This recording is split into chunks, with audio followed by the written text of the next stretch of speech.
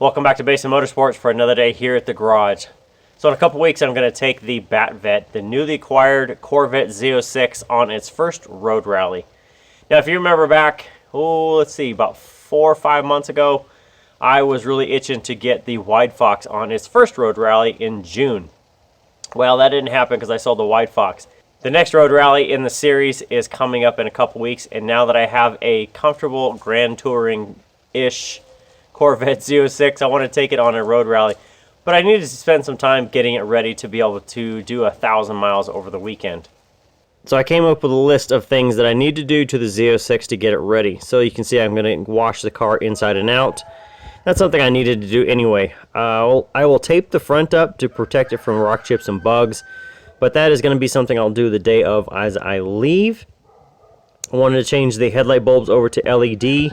The license plate bulbs are currently blue, which are illegal here in Oregon, so they need to go to white, which I have.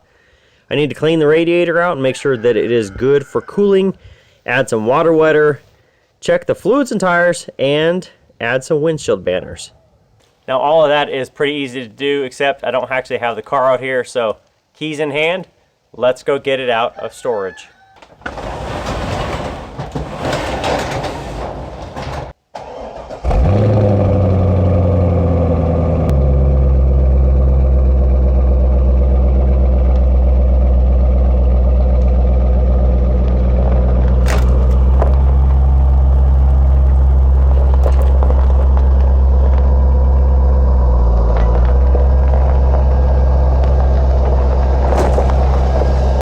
Simply enough, we're just going to remove the cap, put a funnel in there, make it a little easier to go in.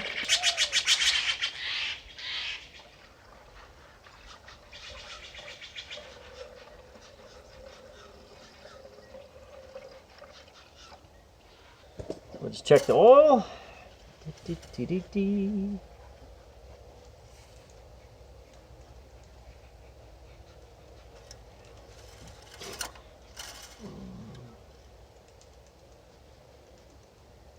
With the oil topped off, next thing I did was really kind of check everything over. So obviously the cooling is now set up with the coolant additive. I went and looked over everything.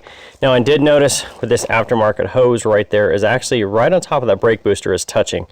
I don't think it should be like that, and I'm guessing it's the aftermarket hose. So I ran my finger underneath this hose right here, this upper radiator hose, and you can feel some fluid. Now I can't tell if it's coolant or if it is something else. So I cleaned it with some of the super clean foaming spray, just sprayed it on, let it kind of dissolve all the grease and grime off there, and then I rinsed everything else out and then blew it off with compressed air.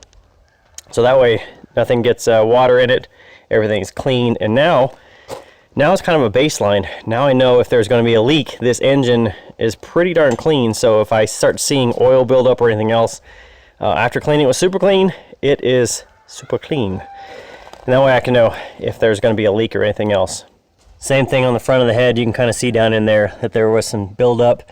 Still not perfectly clean, but I can tell you what, I'll tell you if there's going to be a leak in there or not, just based on how much oil does build up. But cleaned the hoses, cleaned all of the valve covers, the intake, blew it off with air. Same with the intake up here. Filter's good.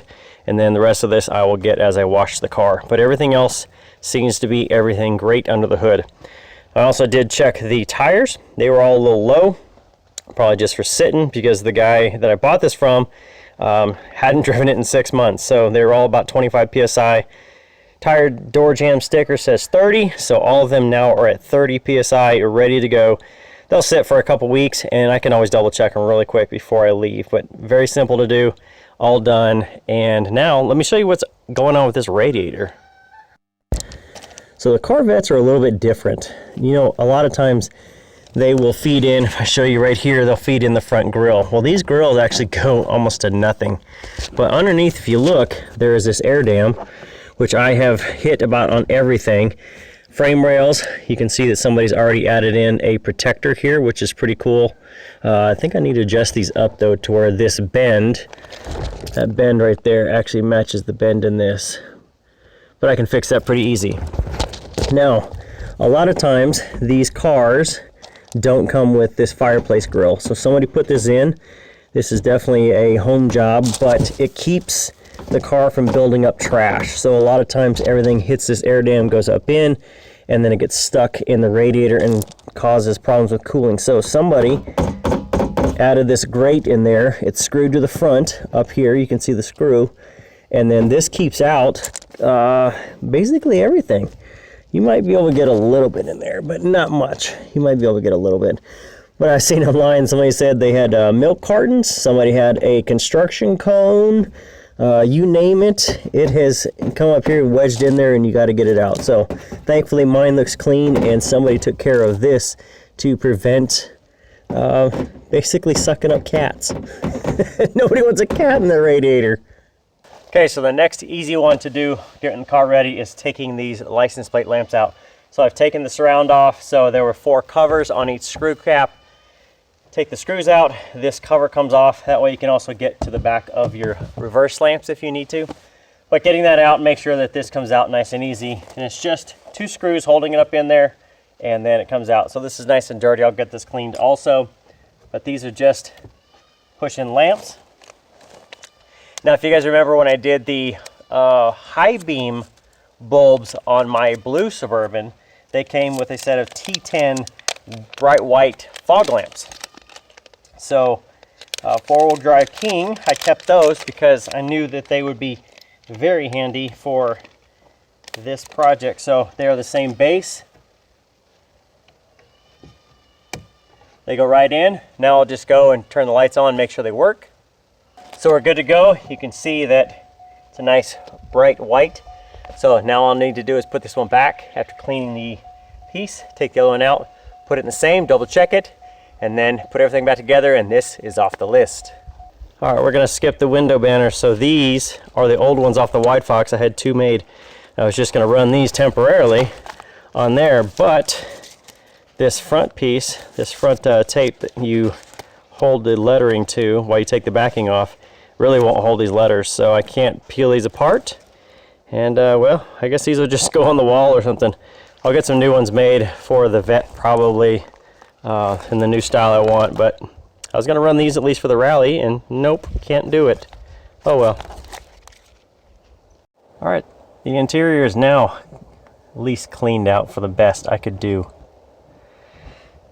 Vacuumed out, wiped out, everything looks good. Cleaned the windows, everything looks good now.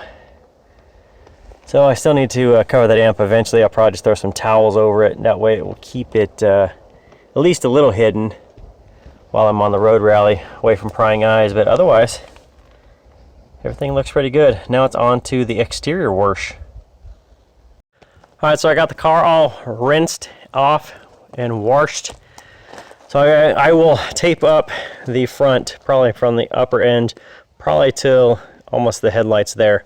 You can just tell that that's what takes the beating when you're driving it. I'll tape that the day I'm leaving for the rally. That way I don't have to worry about it leaving anything on the paint. Everything's all clean, everything's done, and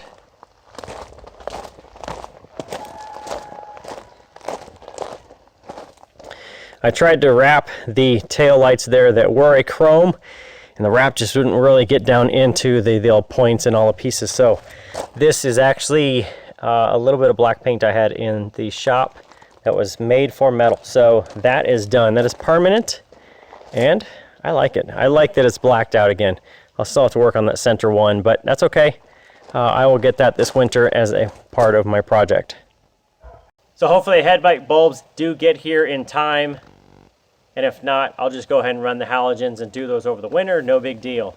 But otherwise, I think the car is ready. I can just go ahead and put it back in the garage, leave it in there, it's clean, everything's ready to go. And I actually did get my phone, my outdated LG 5 phone, to pair with this. So I've got navigation and I can run everything off of Bluetooth.